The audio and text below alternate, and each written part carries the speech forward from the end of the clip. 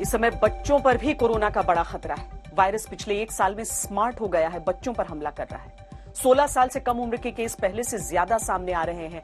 ICMR के अनुसार हर 100 में से कम 4 ऐसे मरीज हैं जिनकी उम्र 10 साल से कम है। 1 मार्च से 4 अप्रैल के बीच 5 सबसे अधिक प्रभावित राज्यों में सामने आए 79,688 केस बच्चों के हैं।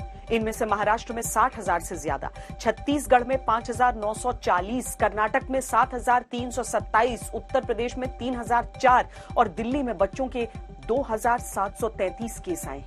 5 साल से कम उम्र के बच्चों को भी जबरदस्त इंफेक्शन हो रहा है। गुजरात की सूरत में तो 14 दिन के नवजात बच्चे ने कोरोना की वजह से दम तोड़ दिया। जिंदगी से इस बच्चे की लड़ाई 11 दिन तक चली, अंत में सांसें जवाब देगी। 7 अप्रैल को सूरत में ही 13 साल के बच्चे की मृत्यु हुई थी। आज इन गंभीर हालात पर मैंने रिपोर्ट तैयार की है। इसमें आपके मन में उठने वाले तमाम सवालों के जवाब हैं। बच्चों पर कितना खतरा है, आप क्या कर सकते हैं, ये देखिए।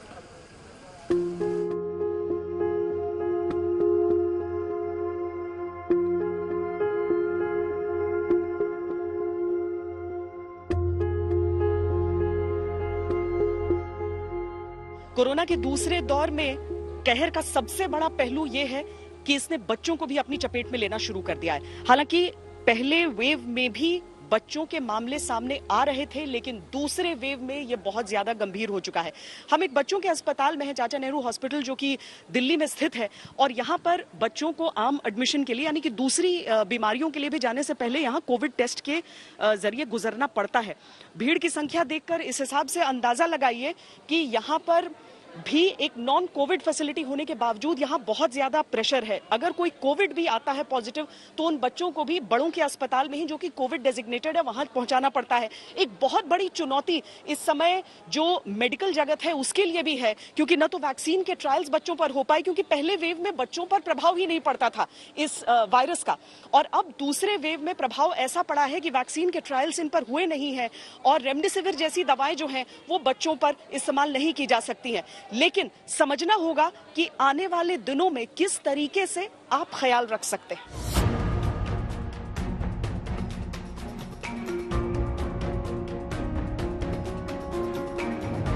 डॉक्टर जायजू, बच्चों के जितने तरह के केसेस सामने आ रहे हैं, आप लोग क्या प्रोटोकॉल यहाँ पर फॉलो कर रहे हैं?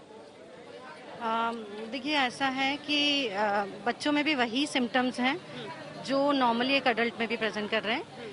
बच्चों में नॉर्मली सारी बीमारियां जो हैं बुखार के साथ, लूज मोशंस, वॉमिटिंग्स, खांसी सर्दी के साथ होती हैं, और अभी भी जो केसेस पॉजिटिव आ रहे हैं उनमें यही देखा गया है कि या तो उनको लूज मोशंस, वॉमिटिंग्स थे, या थोड़ी बहुत हल्की फुल्की सर्दी खांसी थी, बुखार था। तो प्रॉब्लम सारे वही है। मैम, एक चीज समझना चाह रहे हैं आपसे कि वो जो पहला वेव आया था तब भी क्या, क्योंकि प्रोटोकॉल तो हर जगह यही है, एक चिल्ड्रंस हॉस्पिटल है, यहाँ आप लोग टेस्ट करने के बाद एडमिट करते हैं, उस समय कितने पॉजिटिव केस आ रहे थे जो आपको कोविड हॉस्पिटल्स में रेफर करने पड़े? उस पूरे दौरान पे हमारे यहाँ करीबन 40-50 बच्चे आए होंगे पॉजिटिव पूरे दौरान। और अब क्या स्थिति है? अभी ये है कि डेली हमारे पास 3-4 बच्चे पॉजिटिव आ रहे हैं। और कोई एज ग्रुप है इनका? एज ग्रुप न्यूबॉर्न से लेके 7 साल, 8 साल, 10 साल सभी में आ रहा है पॉजिटिव। तो ऐसा कोई पर्टिकुलर एज ग्रुप नहीं है, क्योंकि अभी 2 दिन पहले एक न्यूबॉर्न भी पॉजिटिव आ गया जो 2 दिन का था, 3 दिन का था। कोई ऐसा स्पेसिफिक एज ग्रुप नहीं है, लेकिन सारे बच्चों में पॉजिटिव आ रहा है। मैम, सबसे बड़ी चीज बचाव कहा जाता है कि मास्क पहने। अब ये छोटा सा बच्चा हम देख रहे हैं, ये तो इसके नाक पर कहाँ से मास्क होगा, क्या इसमें बचाव करेंगे? बेसिकली बहुत मुश्किल है। 2 साल के बच्चों को तो से नीचे की उम्र को हम एडवाइस भी नहीं करते हैं कि मास्क पहने, क्योंकि मास्क पहनने से और थोड़ा सफोकेशन होता है। पर फिर भी हमने देखा काफी सारे पेरेंट्स ने बड़ा इनोवेटिव से आइडिया निकाले हैं। कुछ ने अपने बच्चों को ऐसे स्क्रीन जैसा लगा दिया है व्हेन दे आर कमिंग, कुछ अपने बच्चों को कवर करके लेके आते हैं जो हल्का सा फेस उनका कवर है। और एडवाइजेबल तो यही है कि जब तक बहुत ज़्यादा ज़रूरी नहीं हो, आप अस्पताल में बच्चे को लेकर मत आइएगा, क्योंकि कई बार बहुत छोटी छोटी सी प्रॉब्लम्स के लिए भी पेरेंट्स अपने बच्चों को लेके आ रहे हैं अस्पताल में। बच्चा खाना नहीं खा रहा, भूख नहीं लग रही है, इस तरह की चीज़ों के लिए नहीं आए। जब तक अभी अवॉइड करना चाहिए, अभी बिल्कुल अवॉइड करना चाहिए, क्योंकि जितना भीड़ से दूर रखेंगे, जितना डिस्टेंसिंग रखेंगे, जितना हैंड वॉशिंग सिखाएंगे बच्चे को, या हाथ क्लीन करें, मास्क कोशिश करें कि फेस और नाक बंद रह सके, बहुत भीड़ भाड़ के एरिया में ना जाएं, उतना बेटर होगा।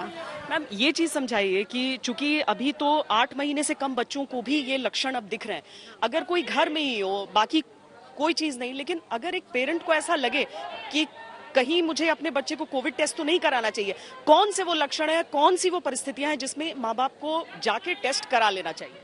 अगर बच्चे को बुखार आ रहा है, बच्चा सुस्त हो रहा है, बच्चे को दस्तें लग रही हैं और बच्चा कभी कभी उल्टी भी कर रहा है, ये जो अभी जो स्ट्रेन आया है उसमें बहुत ज्यादा दस्त और उल्टी के साथ बच्चे आ रहे हैं, तो इन बच्चों का टेस्ट जरूर करा लें। जरूर करा लें। क्योंकि जितना स्प्रेड अभी चल रहा है कम्युनिटी में, उसमें हमारा सबसे पहला डिफरेंशियल डायग्नोसिस कोई भी बीमारी का कोविड है, तो सबसे पहले आप कोविड टेस्ट तो कराना ही कराना है। कराना ही चाहिए उस स्थिति में। तो एक डॉक्टर के तौर पर आप क्या ये कहना चाहेंगी कि अगर अच्छे से घर में प्रिकॉशंस लिए जाएं तो इस वेव से भी निकल जाएंगे ठीक से जो बच्चे? एक्चुअली इसमें सबसे इम्पोर्टेंट प्रिकॉशंस ही है। जनरल पब्लिक सबके लिए मैं अभी एक ही चीज देना चाहती हूँ कि मास्क अभी सबसे बड़ा वैक्सीनेशन है।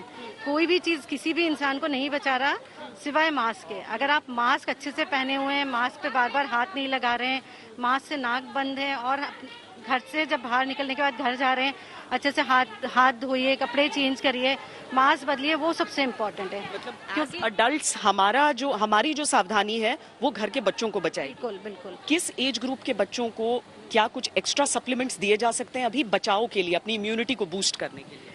तो नॉर्मली हम बच्चों को इम्यूनिटी बूस्ट करने के लिए कुछ सप्लीमेंट्स बोले जाते हैं, जैसे विटामिन डी है जो इम्यूनिटी बूस्टर होता है, वो हम बर्थ के बाद सारे बच्चों में normally it's indicated to give vitamin D.